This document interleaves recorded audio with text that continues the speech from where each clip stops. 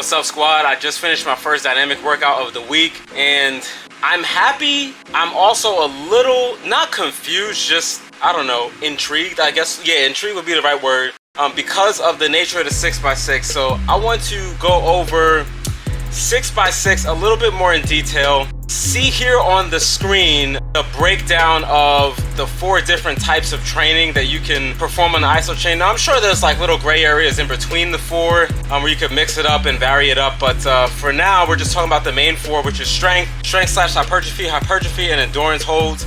So essentially what I just did for the last month was the strength slash hypertrophy, the 6x6, and that's been heralded as the ultimate in strength and hypertrophy. And to be honest, guys, after doing it for a month, I totally get why that's been heralded as the ultimate, because of the set and rep scheme. That totally makes sense to me. My muscles were under maximum tension for 36 seconds, which is a lot more than what they're under tension for with dynamic training, and that is just for sure. I felt such a freaking pump off my dynamic lift though, that it kind of just makes me wonder, what is the major difference here? I don't mean like differences between static and dynamic. I think we kind of understand that at this point. So essentially, the 6x6, I've had clients and myself do a 3x6. I've done the 1x6, the Bruce Lee style. And as far as getting the strength gain, we know that strength, right, is the 6-second contraction, right? So sometimes in the book you'll see it be like, okay, 1 to 3 second contraction, but you know that like right near that top, you know, that 4-second rise time, that's the move for strength. That's the move right there. Why 6 though? Why 6, not seconds, we know that. Why 6 reps? Why that? Well, let me tell you. The reason why is the same reason that 3 sets of 10 dynamically is just like the go-to standard for dynamic training. You know that the volume needs to be high, all right? Not super high where you have to lower the weight and then you're starting to get into endurance, and it kind of makes sense because if you think about the Isochain, you know, like 20 to 30% of your max at a longer sustained hold. So it's not that, it's instead 6x6. So think of 6x6 as your standard 3 sets of 10. I would say this makes pretty much perfect sense to me because the hypertrophy would be the 3 sets of 60-80% for 20 to 45 seconds. That's the static equivalent to doing 3 sets of 12 to 15 reps at a weight that's still going to give you hypertrophy. Not doing 3 sets of 12 to 15 reps with a light ass weight. That ain't gonna do nothing either. We know that, right? Even if we throw newbie gains aside for a second, people can develop a lot of lean muscle mass doing 3 sets of 10. They can, if the weight is right and you are freaking fizzled out at the 10th rep on the 3rd set. That's the perfect weight, and you will experience hypertrophy, but you will also get strong too. It's right in that middle ground, and I don't think that's a coincidence when we see the static say strength slash hypertrophy, so 6x6, and that's why I chose that. So essentially what I did was a whole 3 sets of 10 but statically. I realized this probably around like the 3rd week when I started to put 2 and 2 together as I'm suffering on that freaking chain. Them 6x6s for 8 exercises in a row, guys, that's freaking brutal, yo. I challenge you to do that. Not in a, you know, like a cocky way, though. I challenge the squad to go do that. Seriously, there's nothing but gains out there for you. I want you to do it. But you gonna pay though. You will pay. You gonna pay. Oh my God. So I believe that the next logical question is, all right, how many 6x6? What muscle group? Now that can stem into many different videos, which I will cover, by the way.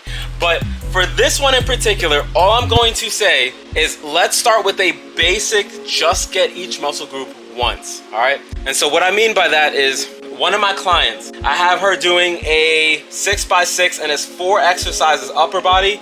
The next day, it's 4 exercises lower body, also 6x6, right? And then the last day, I have her doing a 2 upper and 2 lower for a total body, but it's still all 6x6. All right, so that's just how we're doing. We're slowly building her up to the point where we can start doing bro splits with her. But for now, that's just where we're at. We're hitting all the majors. The upper bodies, like I said, is 4 exercises, and each exercise is a 6x6. So it's 36 seconds, 36 seconds, 36 seconds, 36 seconds. So that's roughly about 2 minutes worth of work, not including the time to put it down and change up the chain link, but it's working well.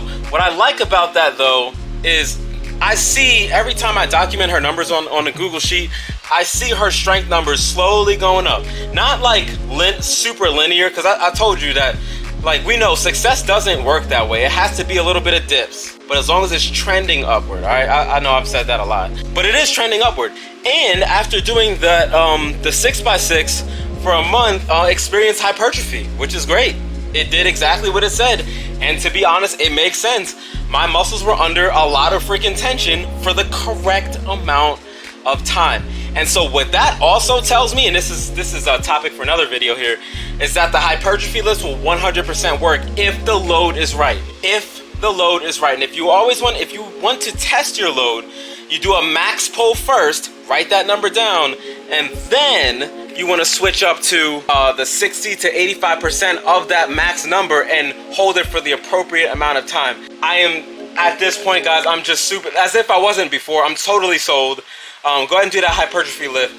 That will work. It 100% will work. It will burn, but it's the required amount of force to experience hypertrophy. The strength slash hypertrophy, though, I would actually recommend somebody do that first. Unless you are like really experienced in isometric training. I don't care if you're an experienced lifter. I think you should try the 6x6 first to get that strength slash hypertrophy before you go all in to the hypertrophy. One, because you need to know your max lift number, but two, to get your body ready, because you could be strong AF and still not be conditioned. Let me tell you guys a story. It's kind of funny.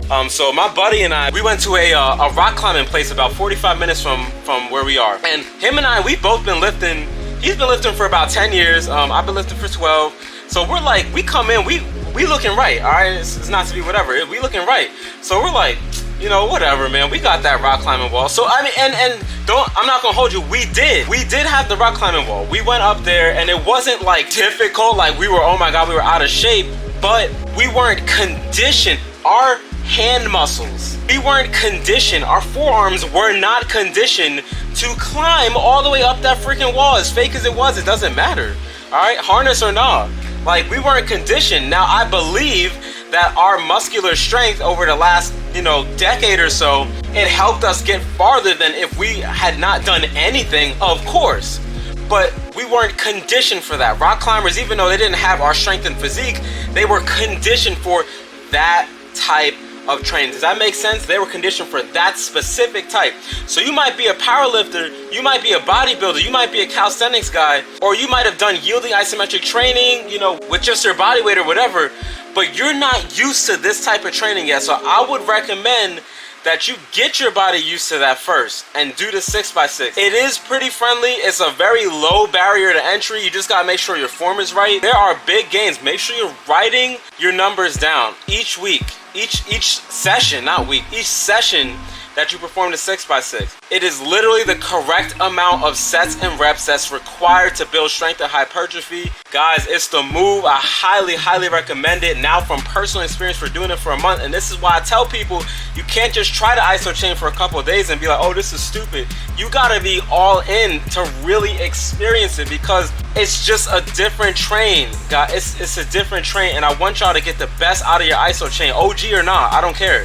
I want y'all to get the best out of your Isochain for real. Also, another quick tip, measure yourself. Measure yourself, whether it's with pinch calipers or the OG with the measuring tape. I do measuring tape. I'm just so used to it. I've been doing it for my clients for years, so I'm used to doing that. I highly recommend doing that. I highly recommend it and taking a before and after photo like I did. There was a difference. Now, it wasn't a huge difference. It was a 30-day challenge. It wasn't like a 6-month challenge.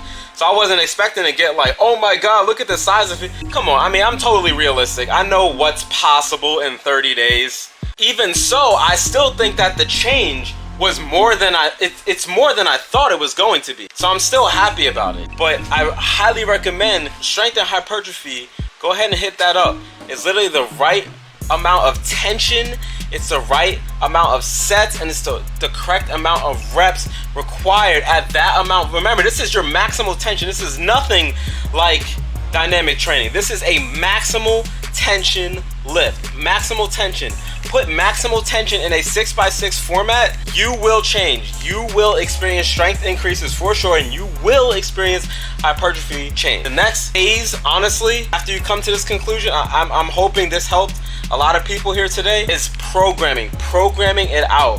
programming your entire workout for the week, and that includes rest time. Hopefully we found value in this. The 6x6 is probably number one what I'd recommend anyone do getting into the Isochain. If they are brand new, even though 6x6 I feel is a low barrier to entry, I'd start them with a 1 or 3x6 for a short amount of time, and that's if they're if they're Isochain only. If they are a hybrid weightlifter, then that changes up the whole game, and there's another video for that, believe it or not. I can't cram it all in just one, so I'm sorry if it feels like I'm just like hanging fruit over your head. I don't mean to do that. It's just that there is now, doing this challenge, I just realized that there's so much more to cover on this channel. So again, hopefully you found this valuable.